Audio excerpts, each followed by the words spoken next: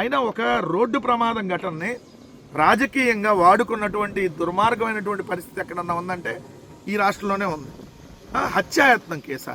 ఇంతకంటే దుర్మార్గం ఏమైనా ఉందా? మాజీ మంత్రి మీద హత్యాయత్నం కేసు, మాజీ మంత్రి కొడుకు మీద అంటే రోడ్డు ప్రమాద ఘటన హత్య కేసుగా మార్చి ఏదైతే అప్పటికే 41A నోటీస్ ఇచ్చినటువంటి పోలీసుల్ని బదిలీ చేసి కొత్త పోలీసులు అక్కడ తీసుకొని వచ్చి ఒకే రోజు 3 FIRలు కట్టినటువంటి పరిస్థితి.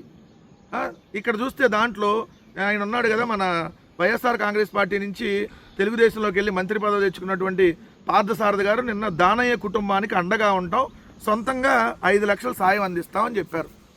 Very good. 5 కాబట్టి 10 అందించవచ్చు, కాదంట్లా. మరి రోడ్డు ప్రమాదం జరిగిన ప్రతి ఒక్కరికి మీరు ఎందుకు అందించట్లా? రోడ్డు ప్రమాదంలో బాధిత కుటుంబానికి మీరు 10 లక్షల ఆర్థిక సాయం అందించారు కదా, మరి మిగిలిన రోడ్డు ప్రమాదంలో జరిగిన కనీసం 10,000 కూడా ఎందుకు మీరు ఆర్థిక సాయం అందించట్లేదు? మరి ఇదే పలాస నియోజకవర్గంలో జూలై 12వ తారీఖున టీడీపీ నాయకుడు మందస పట్టణ టీడీపీ అధ్యక్షుడిగా ఉన్నటువంటి గార కృష్ణారావు తన ఆటోలో తాను డ్రైవ్ చేస్తూ యాదవ సామాజిక వర్గానికి చెందిన నర్తు వెంకటరమణ్ని ఢీకొట్టి చంపేస్తే అదే సమయంలో గార కృష్ణారావు పక్కన ఉన్నటువంటి ఎవరైతే ఇంకొక వాళ్ళ ఫ్రెండ్ ఎవరైతే ఉన్నాడో అతన్ని డ్రైవ్ చేశాడని చెప్పి మీరు తప్పుదోవ పట్టించేసి ఆ కేసుని ₹1,00,000 ఇచ్చి మీరు సెటిల్ చేసి తప్పుదోవ పట్టిస్తే అక్కడ సునీల్ అనే వ్యక్తి డ్రైవ్ చేశాడని చెప్పి మీరు తప్పుదోవ పట్టించారు. కానీ బాధితుల కుటుంబాలు ఆల్రెడీ క్లియర్గా చెప్తున్నారు, గార కృష్ణారావే డ్రైవింగ్ చేసి చంపేశాడని చెప్పి. టీడీపీ మండలానికి సంబంధించినటువంటి మందస పట్టణ అధ్యక్షుడు, మందస అనేటటువంటి పట్టణానికి టీడీపీ అధ్యక్షుడిగా ఉన్నాడు. ఇది పలాస నియోజకవర్గమే. మరి చనిపోయింది కూడా యాదవ సామాజిక వర్గం. ఏమైనా కొలుసు పార్థసారథి గారు మరి వాళ్ళ ఇంటికి ఎందుకు వెళ్ళి పరామర్శించలా? మరి వాళ్ళకి ప్రభుత్వం ఆర్థిక సాయం ఎందుకు అందించలా? మీ టీడీపీ నాయకుడి మీద ఎందుకు కేసు పెట్టలా? రెండోది చూస్తే మరి ఆ యాదవ్ కుటుంబానికి నిజంగా 2 పిల్లలు, ఏదైతే ఒక భార్య, గుండె జబ్బు కలిగినటువంటి భార్య ఉన్నారు, మరి ఆ కుటుంబానికి టీడీపీ వాళ్ళు మరి ఆర్థిక సాయం ఎందుకు అందించలా? ప్రభుత్వం కూడా ఎందుకు అందించలా? రెండోది ఇదే శ్రీకాకుళం జిల్లాలో 2024 డిసెంబర్ 21న కొరసవాడ దగ్గర పాతపట్నం టీడీపీ ఎమ్మెల్యే మామిడి గోవిందరావు కుమారుడైనటువంటి సాయి గణేష్ కారుతో ఆటోని ఢీకొట్టడంతో 5గురికి తీవ్రమైన గాయాలయ్యాయి. ఒక అతను దాంట్లో చనిపోయినటువంటి పరిస్థితి, చెప్పల భోగయ్య అనేటటువంటి వ్యక్తి. మరి ప్రమాద సమయంలో ఎమ్మెల్యే కొడుకు మద్యం సేవించాడనేది క్లియర్గా ఉన్నటువంటి ఆరోపణ. మరి అతను తప్పించేసి రాజేష్ అనే వ్యక్తి డ్రైవింగ్ చేశాడని నార్మల్ యాక్సిడెంట్ కేసు పెట్టి వదిలేసినటువంటి పరిస్థితి. మరి ఆ కుటుంబాన్ని ఎందుకు వెళ్ళి ఆర్థిక సాయం అందించి వాళ్ళ మీద ఎందుకు కేసు పెట్టాలా? తెలుగుదేశం ఎమ్మెల్యే కొడుకు మీద. మరి తెలుగుదేశం ఎమ్మెల్యే మీద కూడా పెట్టాలి కదా. అప్పుడు ఎమ్మెల్యే కొడుకు మందు తాగి డ్రైవ్ చేస్తే మరి ఎమ్మెల్యే తప్పు కూడా ఉంటుంది కదా. అప్పుడు సరిగ్గా కొడుకును బాధ్యతగా పెంచనప్పుడు.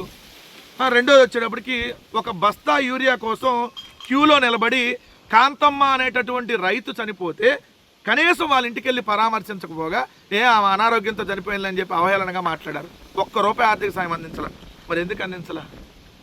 ఒక్కటైతే ఇక్కడ వాస్తవం చెప్తా ఉన్నా, మీరు ఆరంభించారో దానికి వైఎస్ఆర్ కాంగ్రెస్ పార్టీ ముగింపు పలుకుతుంది.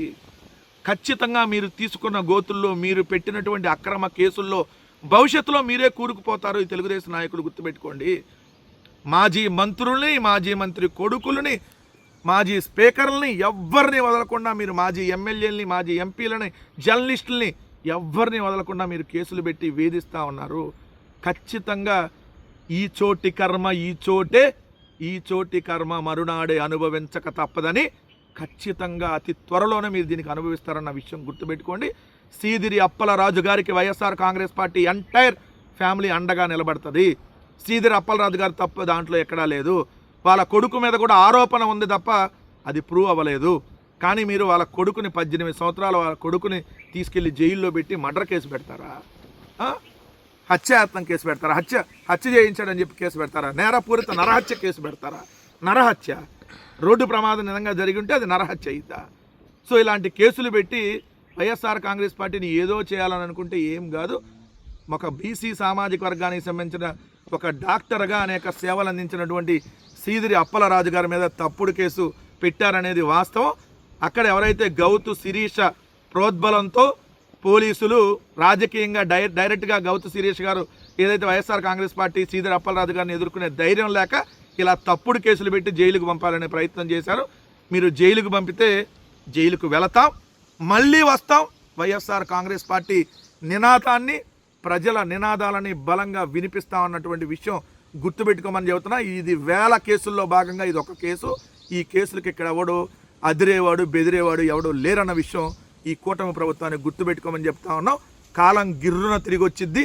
ఆ గిర్రున తిరిగి వచ్చే రోజు ఆల్రెడీ 2 సంవత్సరాలు 25-26 నెలలు ఇప్పటికీ అయిపోతున్నటువంటి పరిస్థితి. కొన్ని రోజుల్లో మీ ప్రభుత్వం పతనం అయిపోద్ది, ప్రభుత్వం కూలిపోయిద్ది అన్న విషయం కూడా అందరికీ తెలుసు. దాని తర్వాత జరిగేటటువంటి పరిణామాలకి పూర్తి బాధ్యత మీరే వహించాలన్నటువంటి విషయం ఈ కూటమి నాయకులు గ్రహించాలని మాత్రం క్లియర్గా హెచ్చరిస్తూ ఉన్నాం.